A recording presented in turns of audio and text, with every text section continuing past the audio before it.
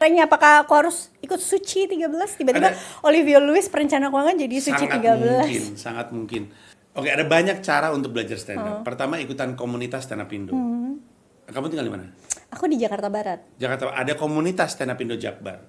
Tiap hari Kamis, aduh lupa nih, maaf, apa Kamis apa Jumat ya? Kayaknya Jumat. Mereka punya open mic. Open mic itu berarti siapapun boleh naik ke atas panggung. Nama tempatnya Lounge 78. Nanti cari aja. Oke. Datang aja dulu ke situ, minggu pertama ngeliatin orang-orang pada stand up. Nanti minggu berikutnya ngomong sama MC-nya, permisi saya mau ikut nyobain stand up dong. Nanti kamu dicatat namanya, terus nanti dipanggil, naik, terus cobain. Nah habis itu udah aja, stand up itu kesenian praktek, jadi emang harus praktek mulu. Atau ikutan sekolah, ada sekolah pecahkan. Aku punya lembaga edukasi stand up, punya sekolah namanya sekolah pecahkan, ada beginner, intermediate, sama expert. Yang beginner itu basically belajar public speaking lewat pendekatan stand up comedy. Dan itu belajarnya di Comika Comedy Club tiap hari Sabtu. Ada online-nya juga. Dan itu berapa kali pertemuan ya, lupa juga. Yang ngajar-ngajar komika-komika profesional. Aku kadang-kadang, Ridwan Remin, kadang-kadang Dani Beler. Terus lama-lama bisa belajar stand up. Ada minimum gak sih usia berapa? Aku pengen masukin anakku sih. Anaknya umur berapa? Anakku umur 9, yang gede, yang kecil 7. Kayaknya dia makan makanan bergizi dulu aja deh. dia fokus di konsumsi MBG.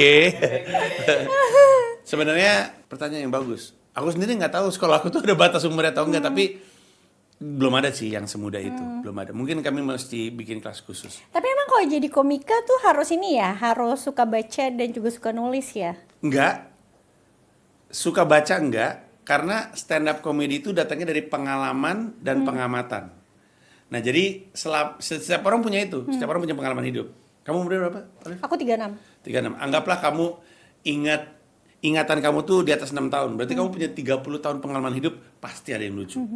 Jadi nggak perlu baca buku mulu atau pinter, asal kita punya pengalaman hidup yang lucu kita bisa ceritain. Atau pengamatan.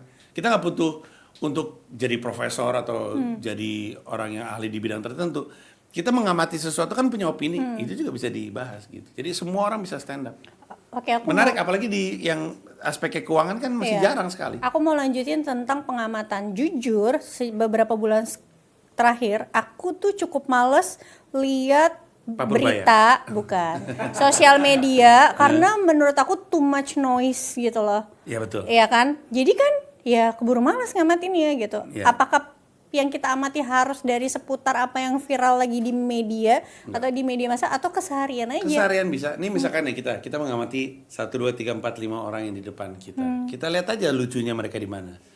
Nih, kameramen yang ini seperti Bim Bim kalau dia nggak pernah narkoba. Waduh. Ya, semua ini ada deh, semua ada. Yang ini apa ya?